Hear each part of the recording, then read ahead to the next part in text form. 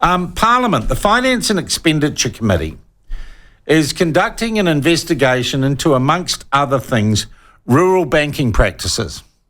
And look, I looked at this story and I thought, why? Why is rural banking particularly an issue?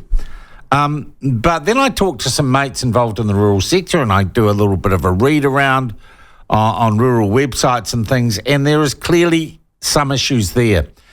And I thought the best way to figure out what this inquiry is going to do and what it might do would be to talk to someone who was involved in getting these terms of reference written up.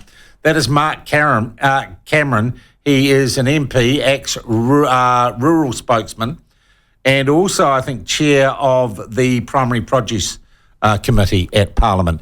And Mark joins us by phone now. Mark, good morning to you. Thank you for joining us. You there, Mark? Yeah, I am. Yeah, we got you. Sorry, we just had to fade it down. All right. Can you first just talk about the genesis of this inquiry? And I know that you pushed for it. Why is it necessary?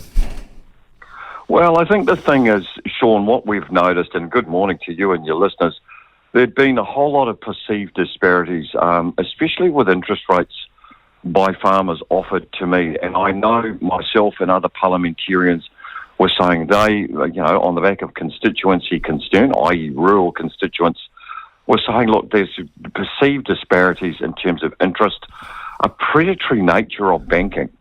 And just to sort of give you some context to that, Sean, it was to do with risk weighting, getting capital requirements over the line when it was to secure loans. So farmers and people in the primary industry sector were saying it's exorbitantly difficult to get and meet those capital requirements. And by virtue, once having secured that loan, some of the predatory behaviour around interest rates and often being locked in overdraft versus, say, term loan at a leverage level was problematic. So, the parliamentarians... Okay. So are you telling me that the rules for securing a business loan or a capital development loan from banks treated, if you like, agricultural capital or treated rural customers differently than people in other areas of commerce or other businesses?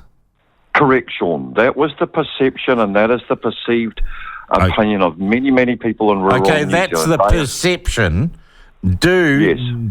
Or is it the intent of the Select Committee inquiry to find out whether or not the perception is real? Because it might be you have the inquiry and it was only a perception. Absolutely. It's a case of parliamentarians hearing their constituency, putting pause to that process and then saying, hey, let's have an honest conversation. Are those perceived disparities, in fact, a reality? Now, I would argue they are. That's my interpretation of what I heard in the early briefing aspect or part of the process. Yeah. And the other parliamentarians I work with, Sean, felt the same way. So let's have that conversation. Yeah. And I would make the point, the primary industries a wonderful part of our New Zealand economy. If they are having problems in terms of securing capital, beg your pardon, and then being locked in unnecessary overdraft facilities that don't afford them the investment surety, that's a problem. Okay. Could I just say, look, the rural sector wouldn't be the only sector that would be quite happy to take out the B and put in a W when it comes to bankers, would they? Correct. I mean, it's not like everyone loves... I've never heard someone say, geez, the banks have been fantastic to us here in the property sector or here in the media sector. We're turning away money from those banks. They're just falling over themselves to finance our expansion. And I'm just wondering whether or not the rural sector isn't playing a bit of poor me here.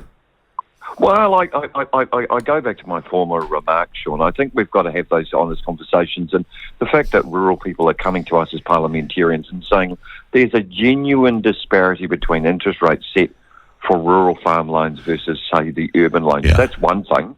And then we've got conversations about Reserve Bank settings, what the farmers are telling us they call greenwashing, and that's emissions risk profiling before they can even secure a loan. So let's unpack what that looks like. Yeah. And I think you're right about your comments. There's many, many sectors that might argue that banking is a fraught issue. Yeah.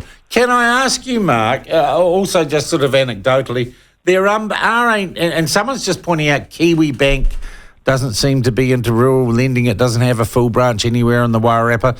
But there are some banks that are specific or market themselves as specific to the primary sector, right? Correct. Rabobank I'm thinking of. Are they doing a better job? Is the perception that they are more sympathetic or more attuned or more aware of the financial situation in the primary sector? Some would argue yes. You've got Heartland Bank and Rabo and perhaps one or two others that certainly seem to err towards a more friendly tone when it comes to rural lending. That's an observation and a reflection of myself, certainly what I'm hearing in the trap. So just to make the point, then if that is the case, the question is why? And rural people feel quite disenfranchised from their lenders, and I think that is certainly an indictment we've heard in the rural banking lending survey run by the Feds. Yep. And we've got to get back to basics. What are the problems? What are the costs? What are the benefits? And if benefits don't outweigh those costs, perhaps there's a genuine problem here.